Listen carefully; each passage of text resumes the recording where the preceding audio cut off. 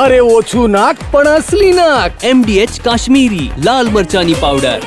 MDH ની અંદર જે રીતે આતંકી હુમલો થયો હતો અને ત્યારબાદ જે રીતે ભારત સરકાર દ્વારા સતત જે પ્રયત્નો કરવામાં આવી રહ્યા હતા, સતત જે વોચ રાખવામાં આવી રહી હતી અને તે આખરે જે સમય પૂર્ણ થયો છે અને એક નહીં બે નહીં પણ 9 જગ્યાએ પાકિસ્તાનના જે અલગ અલગ આતંકી જે ઠેકાઓ હતા તેની ઉપર જે હુમલો કરવામાં આવ્યો છે, અનેક આતંકીઓને જે ઠાર કરવામાં આવ્યા છે. એટલે કહી શકાય છે કે ભારતે પાકિસ્તાનને વળતો જવાબ છે તે આપવામાં આવ્યો છે, કારણ કે જે રીતે અનેક લોકોના જે મોત થયા હતા હુમલાની અંદર, આખરે તેમનું જે પરિણામ છે તે આજે જોવા મળી રહ્યું છે. તો આપણી સાથે વરાછાના ધારાસભ્ય કુમારભાઈ કાનાણી જોડાયા છે, કારણ કે જે રીતે સુરતનો એક શૈલેષ યુવક હતો તેનું પણ આજે આતંકી હુમલાની અંદર જે મોત થયું હતું, તેમના જ વિસ્તારનો આજે વ્યક્તિ હતો. તો આપણે કુમારભાઈ સાથે વાત કરીશું. કાકા, આખરે જે ભારત સરકારે જે લોકો ઈચ્છી રહ્યા હતા તે કરી બતાવ્યું છે. ચોક્કસપણે લોકોની અપેક્ષા પ્રમાણે કર્યું છે. આ પહેલાં પણ મેં વાત કરી હતી, જ્યારે મારા વિસ્તારમાં શૈલેષ ઇટાલિયાનું આ ઘટનામાં મૃત્યુ થયું હતું, હુમલાનો ભોગ બન્યા હતા, ત્યારે હું શમશાન યાત્રામાં ગયો હતો. એમના પત્નીએ હસતા હસતા વિદાય આપી અને એણે કીધું, હું રડતી નથી. આતંકવાદીઓ કહેતા હતા કે તમે રડશો, તમારા નરેન્દ્ર મોદીને કહી દેજો. અટહાસ્ય કર્યા, માર્યા પછી આતંકવાદીઓ જે અટહાસ્ય કર્યું હતું, હસ્યા હતા, નાચ્યા હતા, ત્યારે આ બેને એવું કીધું કે હું રડતી નથી, હસતા હસતા વિદાય આપું છું. મારા દેશની સેના ઉપર મને સંપૂર્ણ ભરોસે બદલો લેશે.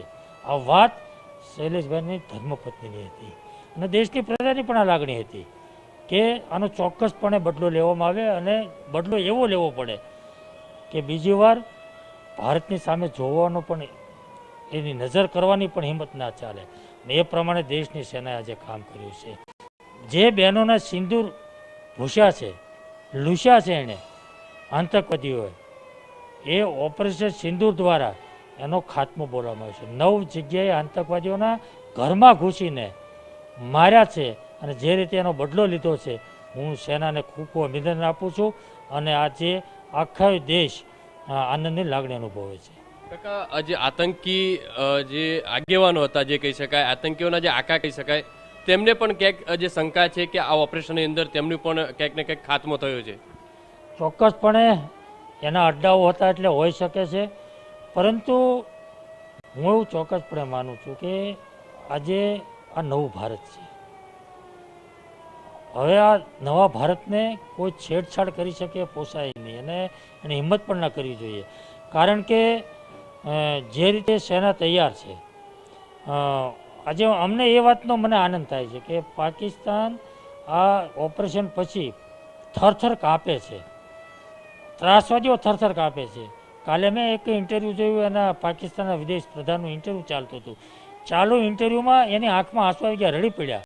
ડર છે પાકિસ્તાનને, ભારતની સેનાનો ડર છે, ખોફ છે અને થરથર કાપે છે.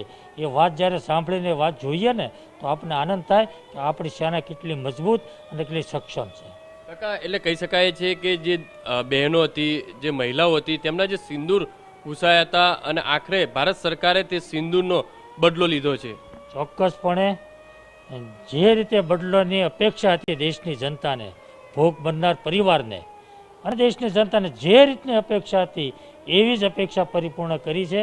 અને જબરજસ્ત આપણે કહીએ તો જે આપણી મનને દેશના વડાપ્રધાને કીધું તો કલ્પના ન હોય એવી રીતે અમે બદલો લઈશું, એ વાત આજે સાચી ઠરી છે. આ હતા કુમારભાઈ કાનાણી, ધારાસભ્ય, જેમના જ વિસ્તારની અંદર જે એક યુવક જે શૈલેષ કરીને હતો, તેમનું જે આતંકી હુમલાની અંદર જે મોત થયો હતો અને તેમની પત્ની જે રીતે દાવો કરી રહ્યા હતા, હસતા વિદાય તેમની જે વિદાય કરી હતી અને તેનો બદલો છે આખરે ભારત સરકારે લીધો છે, કારણ કે પાકિસ્તાનની અંદર એક નહીં પણ 9 જગ્યાએ આતંકી જે અડ્ડાઓ હતા તેમની ઉપર જે રીતે મિસાઇલ છોડી અને જે હુમલો કરવામાં આવ્યો છે, જેની અંદર અનેક આતંકીઓના મોત થયા છે. અત્યારે દેશભરની અંદર એક ખુશીની લાગણી છે તે જોવા મળી રહી છે. કેમેરામેન સંજય ચંડલ સાથે બલદેવ સુથાર, TV9 સુરત. તો વધુ MDH બિરયાની મસાલા, પારંપરિક બિરયાનીનો અસલી સ્વાદ. असली मसाले साच साच MDH